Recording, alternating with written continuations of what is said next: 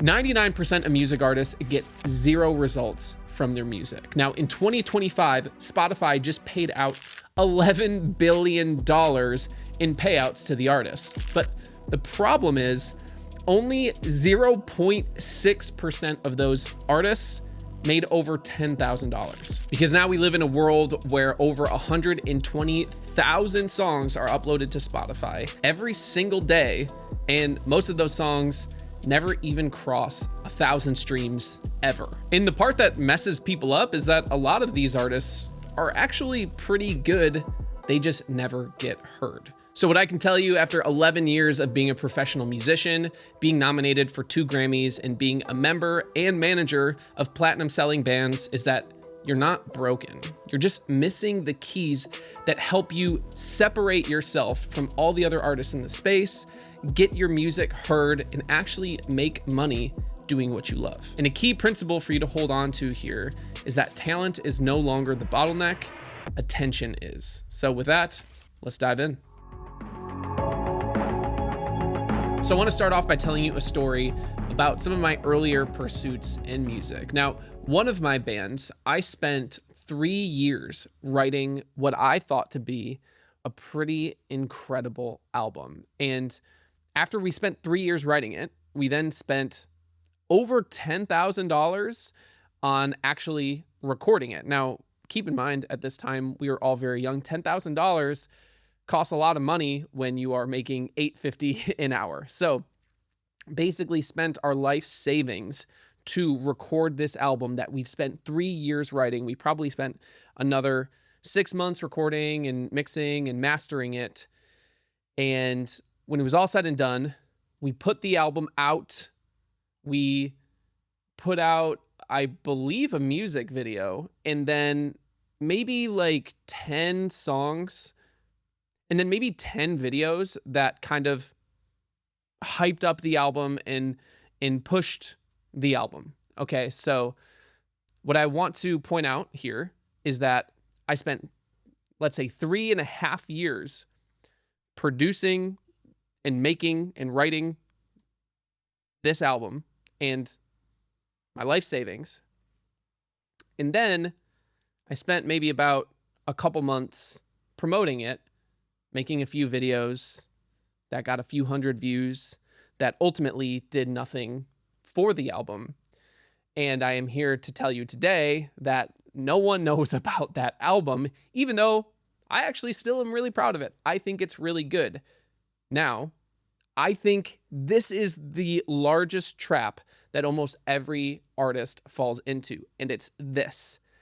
You spend way more time producing the product, be the album in this case, than you do marketing the product. Now, this is not me telling you spend less time making the product. I genuinely believe if you want to be an artist who breaks out of the mold, you have to have a good product. Good songs, good albums are absolutely key. But you need to match that intensity with pushing the product, the album, the art, right? And this is where a lot of musicians have a problem. The expectation that I see way too often is that you make a good product and you can just maybe make one post about it, and then the right person discovers it and you blow up. Now, this is almost never, ever the case. So why expect that to be the case? So many artists have a really gross taste in their mouth of pushing their music, but I think you have to think about it from the standpoint of what is serving you. Is it serving your career, your music, to believe that marketing sucks and that marketing is gross and that you should never have to push your art? You should only have to make your art and then everything else just happens for you. My opinion is that no, it's not serving you. You can still believe that, that's fine, but you're going to keep making music for nobody. And so I think it's important to help shift your mindset of you don't need to do TikTok dances to your music. You can have your marketing and how you are pushing your music be another extension of your art and an extension of the belief that you have in yourself and in your product. Now, I want to bring up an example for you we've seen how it has not worked for me in the past. I want to bring up Alex Warren, who just got nominated for, I believe, Best New Artist in the Grammys. He released a song that has now 1.5 billion streams on it. And to have that happen, he had a very specific mindset on it that I want to share with you real quick. I posted on 6 different accounts 34 times, if not 40 times, to Ordinary, and all of it flopped. And then TikTok was dying, and I made one final plead. I was like, please care about this song. To Book Talk, it blows up. TikTok dies the next day. And I'm like, there goes my shot. And then all of a sudden it comes back. And I go, hey, do we still remember the song? And it blew up again. I posted 134 times to Ordinary, I think, before it even came out. I still apply it to my wife. I still sing that song every night and get butterflies thinking about the first time I showed it to her. I don't care how bad a first post is going to do. It does not matter, because as long as you believe in the record, that's all that matters. If you like it, you're going to find a lot of people who like it as well. You have to have very thick skin to be posting 134 times to a song that isn't, quote, reacting. But to me, that was this is going to be such a cool story that I'm going to be able to tell. So I think this is pretty important here. I think we have to raise the bar of what your expectation is. I think a lot of artists expect to make one post announcing their single and having everything work. But what if the expectation was posting it 134 times? I bet if everybody watching or listening to this episode right now posted their favorite single 134 times in different ways, right? This is, again, be an artist about it, be creative with it. I'm willing to bet that song will do significantly better than if you only posted about it one time. The key mindset shift here is it's much better to have people get sick of your song than never hear it at all. I'm sure the Justin Biebers of the world, the Taylor Swifts of the world don't really care when people say, oh my God, I'm so sick of hearing this same song over and over again. If people are sick of your song because they've heard it so much, it means that your song is ridiculously popular. On the other hand, if you're just waiting for people to hear it, then chances are no one is hearing it. And the only person today that can help boost your song, your product, your album the most is you. And we can sit here and complain all day about how it used to not be that way 20 years ago and how labels would do all of that for us. And you know, all of the people around us would do that for us. But the reality is, if you were coming up in music during that time, luck is way more involved than it is today, because now you actually have some semblance of control over getting your product seen through social media than getting signed to a record label 20 years ago. You just have to hope that the right person sees you, which in my opinion seems a lot worse. I'd rather take a lot of the control. So this kind of brings me into my next point, which is the most successful artists force people to care about their music. It's not an accident. All right, I'll tell you a personal story of how this makes sense. So my band is called I Prevail. Now, I Prevail spent a lot of time writing their first EP, right? And they could have gone the direction that I first went when I was growing up, which was release a single and hope that people care. But they decided to do something different. They decided to take something that people already care about, which in this case happened to be a Taylor Swift song, and they did a metal cover of it. So it's taking something that people already care about and transforming it into your own version, your own sound. So I Prevail released a cover of Taylor Swift's Blank Space in a metal version before they released any of their own music. This was before I was in the band, by the way. And it blew up. It went completely viral because it was timed right in line with when Taylor Swift released this as a single. So it was already hyper relevant and people were genuinely intrigued. How does this pop song translate to a metal band? And as a result, people started to care about I Prevail. They liked the song. They fell in love with the song. They started to like this song more than Taylor Swift's version, right? So now you kind of have this like polarizing effect of, do you like the original more or do you like I Prevail's version more? That allowed I Prevail a launching pad to now get people to care about them and then release their own music that subsequently did very well as a result. So can you see the difference there? Me with my old bands, I'd spent a bunch of time writing a song, releasing it. No one really cared about it because I didn't have any audience, as opposed to I Prevail took a song that people already care about, a massive, massive song, to get eyes on them. Then people actually care about what they have to release, and then they release the music. And guys, I'm sorry, the biggest way to get people to care about you and your music is posting on social media. It is the most boring, unsexy thing that I could tell you right now, and you're probably really sick of hearing it, but you know that I'm right, and you might be mad that I'm right. I might be mad that I'm right. That's kind of outside of the point, though. I think so many musicians get caught up in saying, I hate that this is the way things are, and then as a result, they do nothing. They don't want to play the game that they know is in place because they hate the game. So instead, they do nothing, and then, of course, nothing changes. Now, if you are someone who wants to totally change the game, I fully support that, but you can also play the game in your own way and make your own rules. So, again, what has worked for me, what has worked for the platinum selling band that I play in, that I manage, is posting content. And as annoying and gross as that sounds, here is the way that I think through the different ways that I can post. Because the reality is, it doesn't have to be like cringy shit that I hate. One of the biggest things that works for I Prevail when I post content on the page is just clips from our live show. So if you play shows, just post clips of it.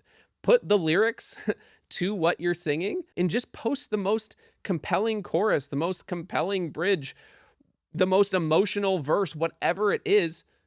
Post it. Like you're already playing the show. Do you feel cringy about posting clips of your own show? If so, well, maybe improve your show a little bit and then come back, and then you should be proud of what you are putting out there because it's your own art. It's your music. And if you're like, oh, Gabe, I don't have a content person when I play shows, that's fine. I actually use a really cool website called fanvids.io, I believe. Not affiliated with them at all. And this is where people at the show can upload their own videos of your performance, and it's actually really cool. They get links to like buy merch, buy tickets. You get their email addresses, and fans are like stoked to post what they filmed. I'll literally just post a link of it on my story like the next day after the show. Say, hey, if you're at the show, click this link, post videos of it, and I will literally take those, like some of my favorite clips that fans posted, and post them, and they've gotten millions of views. These are just like shitty cell phone videos that get posted from fans that I'm using. Again, I just put the lyrics over it, and then they work really well. Another example is a sick artist named Jutes. If you are not listening to Jutes, you absolutely should be. He will just post clips of him performing live. This one, it's not a big venue or anything like that. It's just him crushing it. 18 million views of just him performing his own song live. So what I'm trying to do is get you out of your head of going, oh, I don't know what to post, or I feel bad about posting. It feels gross. You're already playing. If you're making music, you're most likely playing shows or wanting to play shows. Just post clips of it, guys. Like, it doesn't have to be this crazy thing where you're sacrificing your art by posting on the internet. It's just actually posting your art on the internet and getting known in any way. So again, that's just one thing that you can post that does really well. If you are someone who makes music videos, cut those down, like get a 20 or 30 second clip of the chorus of one of your music videos and post that every other week. Again, an example for I Prevail, I will post the chorus or the bridge of a song called Rain frequently.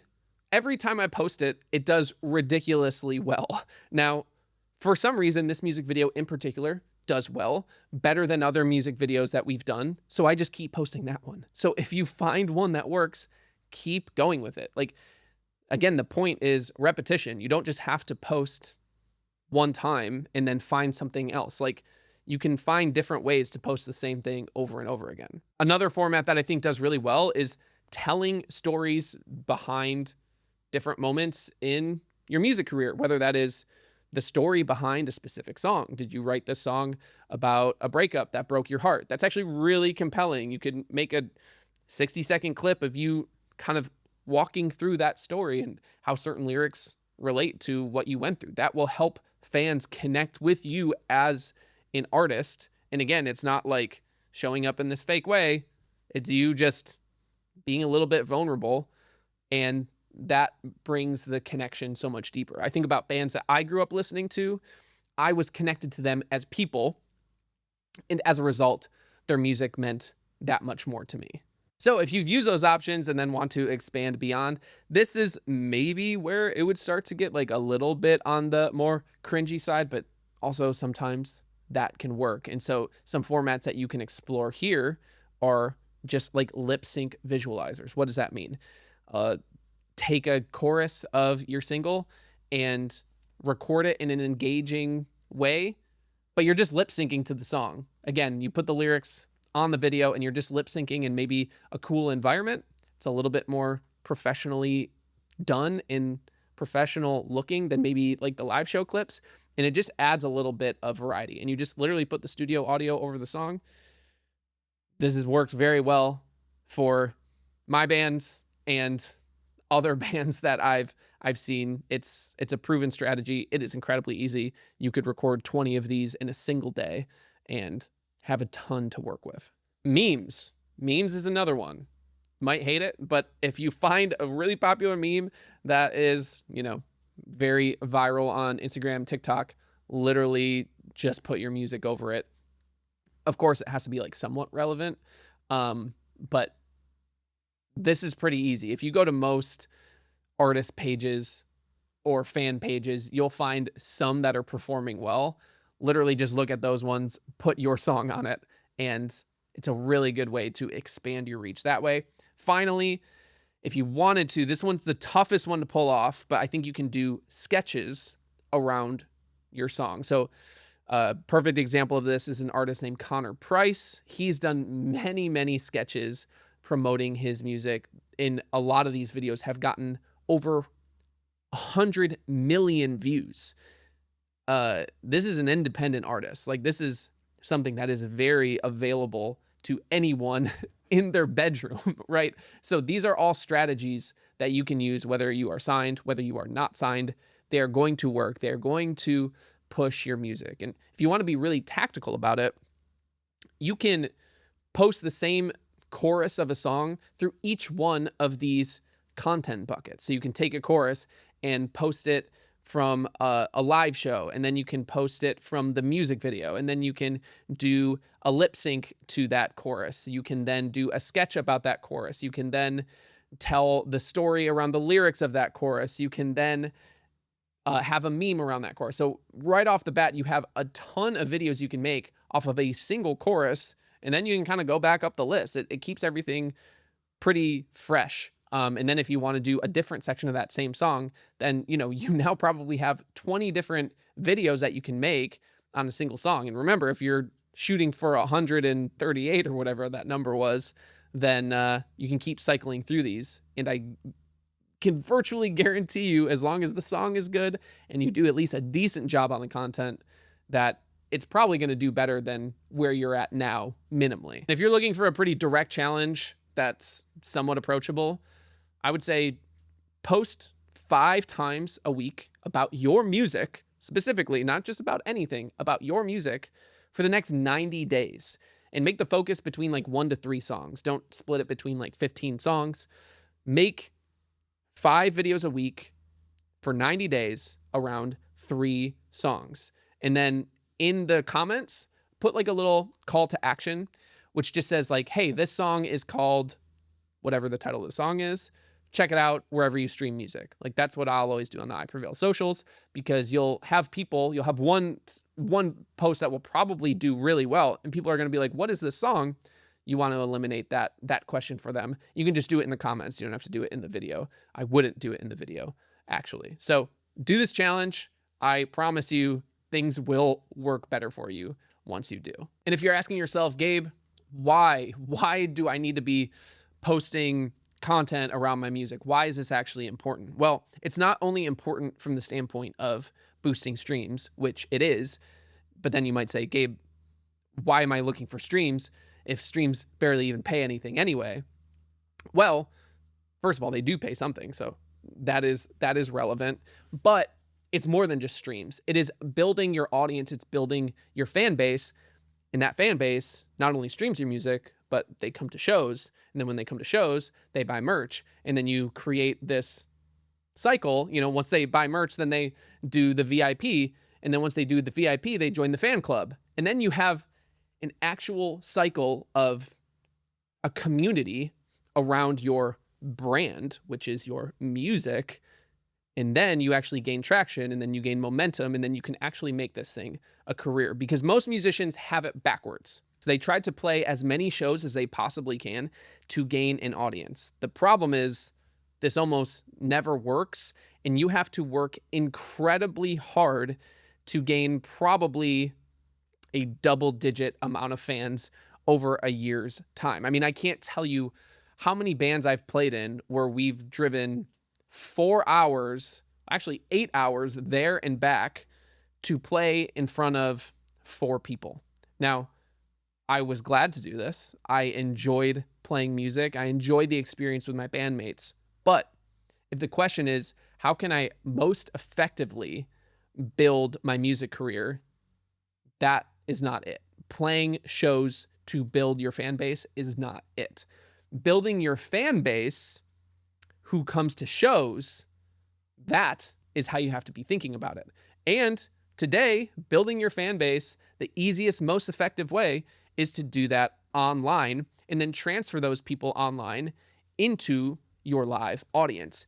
And again, a lot of people complain about this, but and that's fine. You can have your qualms about it. But if you zoom out and go, okay, so now we live in a day and age where I can be a musician in my bedroom who can build a fan base before ever playing a show. And I can build that fan base so big that when I do play my first show, I could sell out a headliner.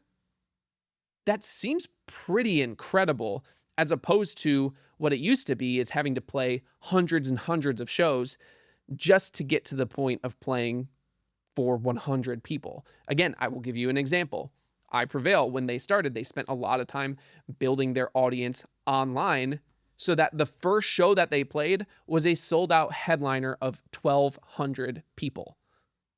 This is pretty spectacular, pretty amazing that you can do this. And I understand this is not what everyone's journey will look like, but I think the strategy holds true.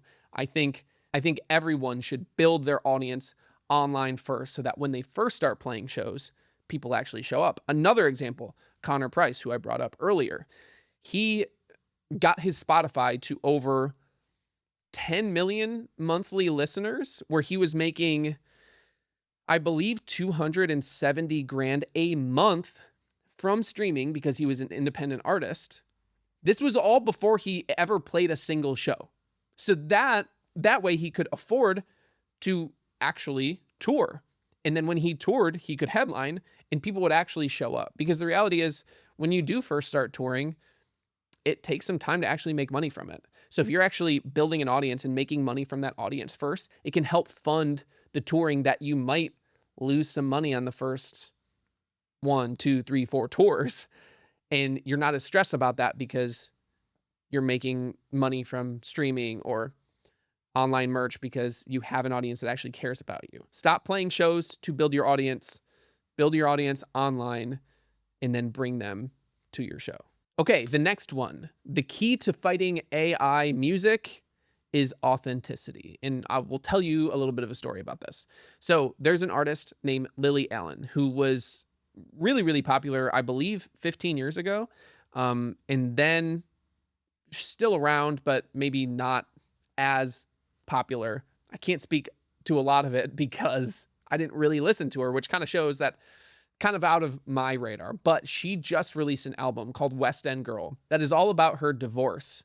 And this album kind of blew me away this year, hearing the lyrics and the storytelling of her exact experience that she went through in her marriage and all the problems in it and the warning signs and how it started to disintegrate and what happened with her different her thoughts and mindset shifts throughout this process was so captivating to me in a way that no AI could compete with at all. And by the way, this album has been hugely successful for her. I think this has really catapulted her back into the limelight.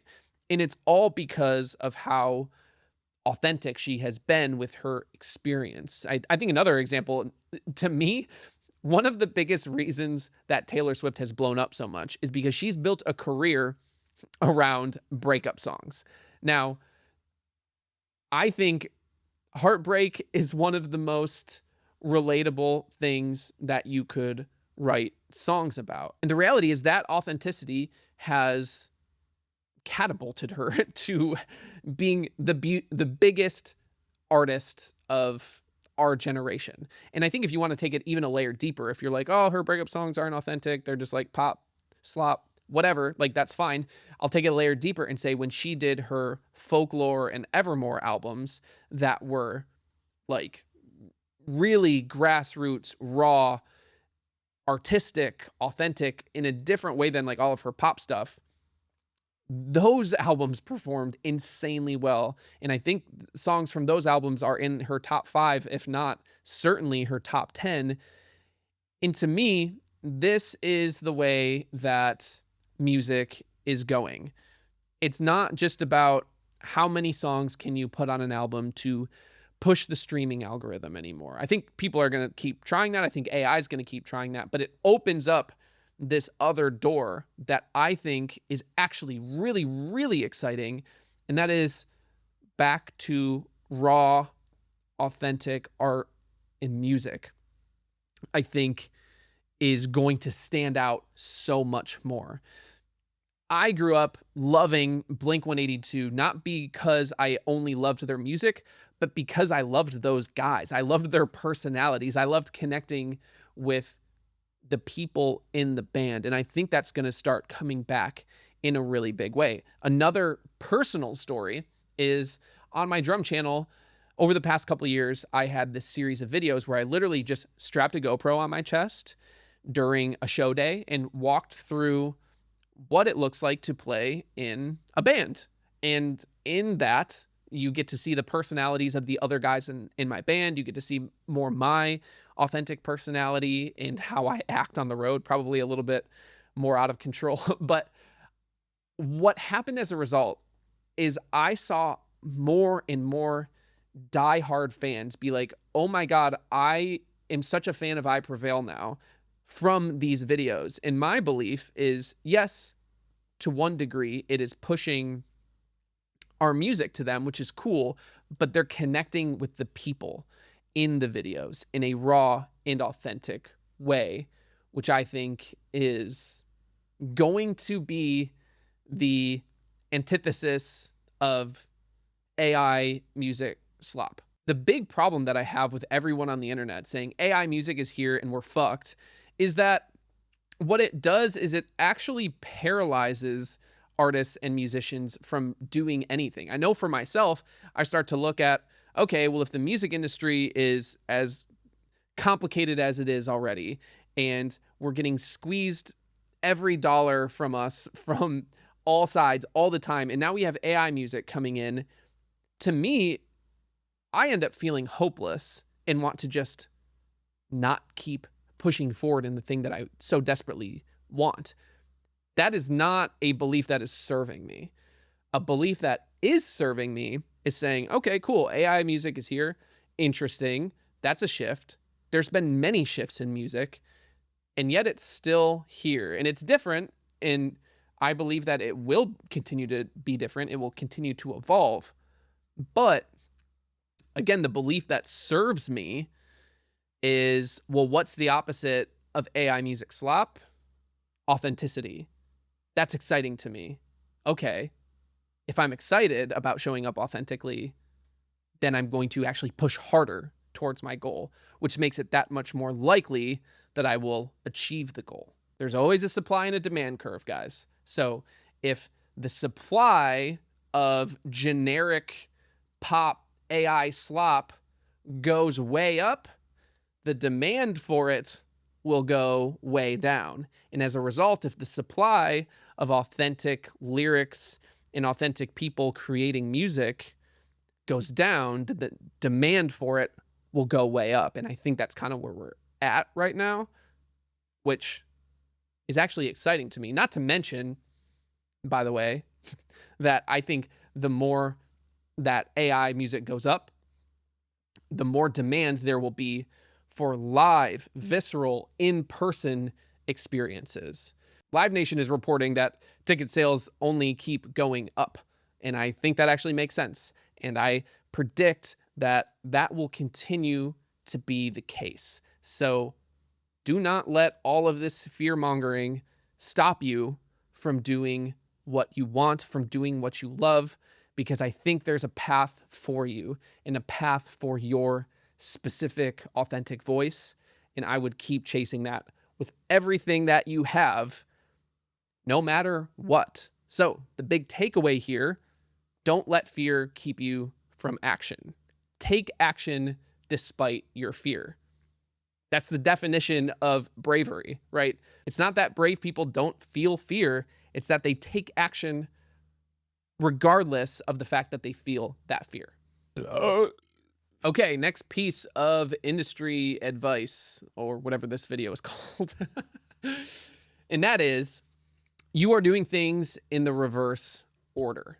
So what does this mean? Well, I see so many musicians who want to gain status without building status on their own first.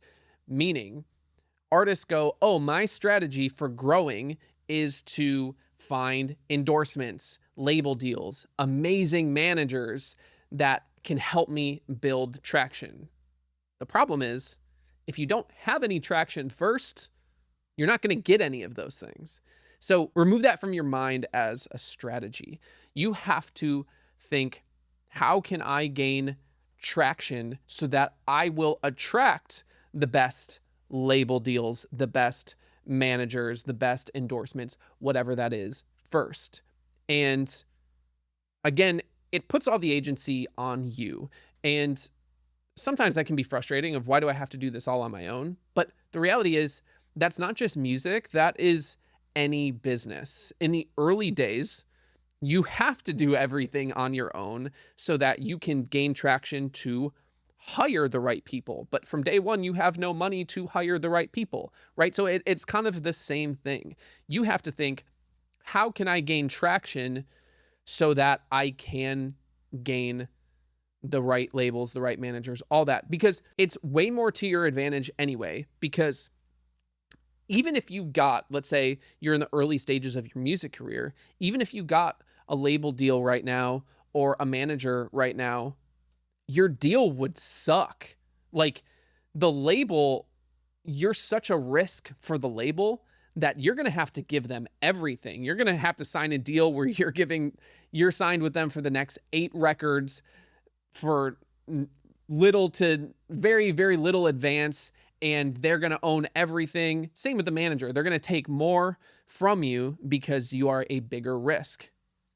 However, if you have gained your own traction, now the label, you're less of a risk to the label. So they are you have way more leverage, I should say, to get a way better deal from them. And I've seen this happen. I've seen bands where a label will come to them with a pretty shitty deal because the band is small, and the band has, I'm not saying their name intentionally, by the way. The band said, hey, no, it's okay. We're going to try to grow this thing on their own. They actually grew their album on their own and got up to, I believe, 1 million monthly listeners, which is amazing. They did this on their own, independent. And then they went back to that same label and got a way, way better deal. So this is why it's so important to have as much agency of your own, build as much traction of your own as possible, because that's how you are going to attract the best people and you're going to get the best deals that way. Because so many artists, their goal is to get to 1 million monthly listeners or get signed by a record label. But really, I think you should flip how the goal is so that it puts the agency on your side. Meaning, the goal should be, what would it take for me to get 1 million monthly listeners? And write out some ideas. What would be some actual, tangible, practical steps for you to get to 1 million monthly listeners? A little hint here. Content and marketing is going to be a really big, crucial key to that happening. And then you can say, what would it take for a label to want to sign me? And you might have specific goals on how to push your streaming more, or how to push the album more. Again, kind of the same. Content marketing is going to do a lot for that. Or even like, what would it take for my next single to be the best single that I have released yet? Typically, the answer is going to be, I'm going to have to do more than what I'm doing now. Whether that's more time working on the song, creating more content, spending more time on it, whatever that is, it's typically going to, the answer is typically going to be more to some degree. And I think the key takeaway here is that you are lacking motivation because your goals are too small. You need a single goal that excites you so much that you are looking forward to going all in on it. For example, if the goal is just, hey, yeah, I want to write and record my next single, it's not, I mean, that's cool. Like, great, you should probably, but I don't think that's going to be one that you are going to be genuinely excited about going really hard at, because it doesn't really take going really hard to just do that. But if the goal is, I want this next single to get 10 million streams, okay, then you're going to have to go probably a lot harder than how you've been going, or 100 million streams, right? Whatever that number is, that is an exciting goal that you're going to have to go really hard at. Again, Alex Warren is a perfect example of this with his song Ordinary, which we already talked about. He had such a deep belief in that song that it could be massive that he was willing to post about it 134 times, right? But if he wasn't so excited and wanted to go all in on it, then he might have posted it 5 times and then was like, okay, yeah, I guess that one didn't work. I'm on to the next. But there's always probably more juice to squeeze if you have a full excitement and belief around your one big goal that you can really push for this year. Okay, so this is one that doesn't get talked about on YouTube very much, and that is pick a damn good manager. This is a huge component to your music business, and having a good manager and a bad manager can have massively consequential effects in your career, right? A bad manager just kind of sits dormant and takes 20% of your revenue. And a good manager can move mountains for you. For example, right? Like, a good manager not only has a lot of industry knowledge because they're in it, but they also have industry relationships, which is hugely helpful. It just is, right? If you have spent all your time working on music and you aren't connected with certain people, but you now have someone on your team who is connected to a ton of people, it leapfrogs you decades, right? We had a younger band who we were able to connect with a booking agent literally within a couple days of bringing them on as a management client, which instantly gets them bigger and better tours that may have taken that band a few years to actually get on their own, or even looking over certain contracts and realizing there's tens of thousands of dollars that they are owed from the label that we can get them just like that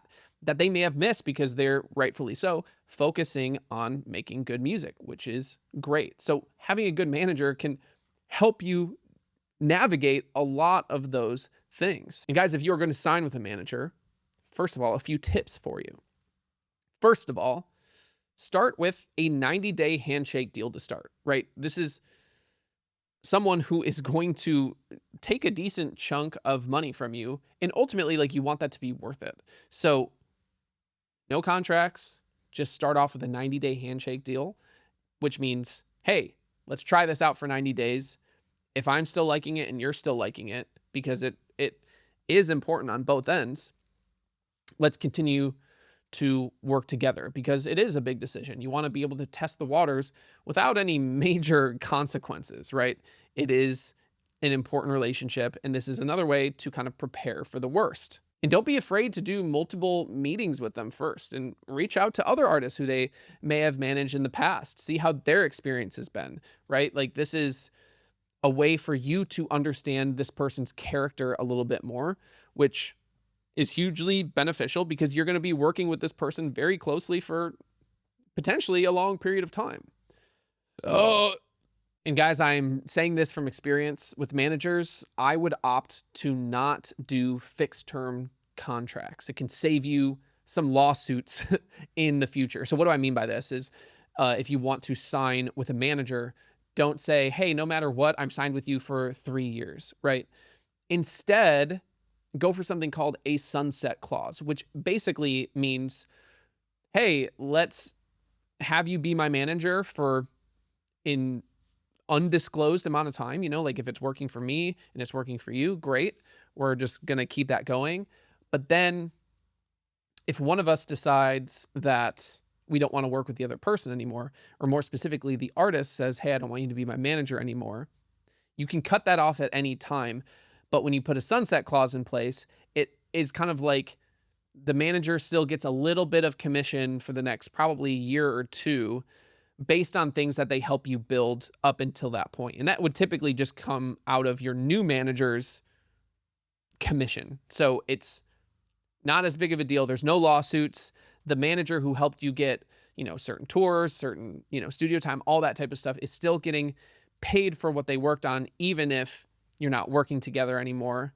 It's just way easier. And I think a lot of good managers will be perfectly fine with this. So this one is a little bit in the weeds, but I think pretty helpful and pretty important. All right, one of the key things that I've seen that is hugely beneficial for artists to stay relevant, and not only staying relevant, but growing, is that if you want your career to grow, you have to grow. Meaning you have to grow personally, you have to grow in your art. Now, the biggest thing you want to avoid as an artist is complacency. And that's not only complacency that you have in the industry or in your music, but that is complacency that fans have for your music. This is the kiss of death. When fans are bored of you, is basically when it is a hole that is hard to climb out of. And it's one that I see happen so often with artists because they keep doing the same thing over and over again. It's when artists aren't evolving in their art. And I think one of the biggest ways to evolve in your art is to evolve as a person. The most authentic way, I guess. But, I guess it doesn't always have to be that way. I guess you can just say, hey, this album, I want to do something completely different. And you might be able to pull that off quite well. So do that. But examples of this are a band called Bring Me the Horizon. This is a band who's been around for like 20 years, and they've had many different eras to the band. And when I say eras, I think era is the correct term for artists who have had very clear, like, oh yeah, I remember these two albums were kind of like a very specific vibe, but then they kind of switched it up.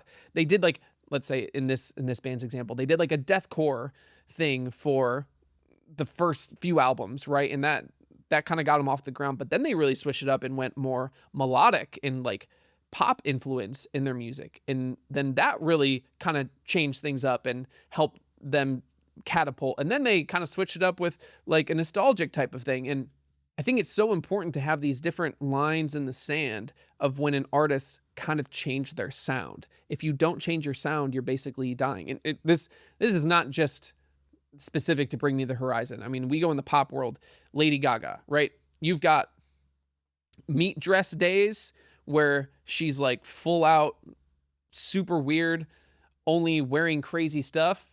And then she has her country album, right? That is very different. Big switch up.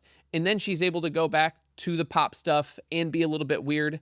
And then when you go back to that, it almost feels refreshing. How can you keep people feeling refreshed, right? Miley Cyrus came up Disney star, right? And then had like this big switch up of like the bangers albums and where she was doing a bunch of crazy stuff. And then she went back and did more pop stuff, and that felt refreshing. Justin Bieber kind of had the same trajectory of really innocent little kid, but then has this bad boy thing, but then kind of has like a return to form where he's maybe doing a little bit better. And then now I kind of feel like it's maybe more like, are you doing okay again? But it's creating these specific moments. And this can be in your performances. This can be in your music. This can be in your branding, like what the color palette of what you're putting out there is. It can be so many different things. But if your sound always stays the same, if your persona always stays the same, if really all elements of things stay the same, people will get sick of it. People will get bored. And I think it's much better to have people feel passionately one way or the other about your music, about your brand, whatever that is. Because even if people loved your early stuff and then you tried something new and they hated it, it now gives you the opportunity to come back to form. And then people are like, oh my God, thank God they now release this album that's a little bit more like their other stuff. And that's exciting. But if you never did the thing, even that they hated, they wouldn't be excited that you're doing the thing that they liked again. If you're always just kind of doing the thing that they say that they want, I do think they will get bored after a certain period of time. And if you want to hear an incredible example of a band who has changed up their sound and grown the most that they've ever grown after being a band for 15 years, well, then you're going to want to hear my interview with Landon Tewers from a band called The Plot and You, a sick band with insanely sick music. Click the link in the show notes below to check out the interview. I'll see you there.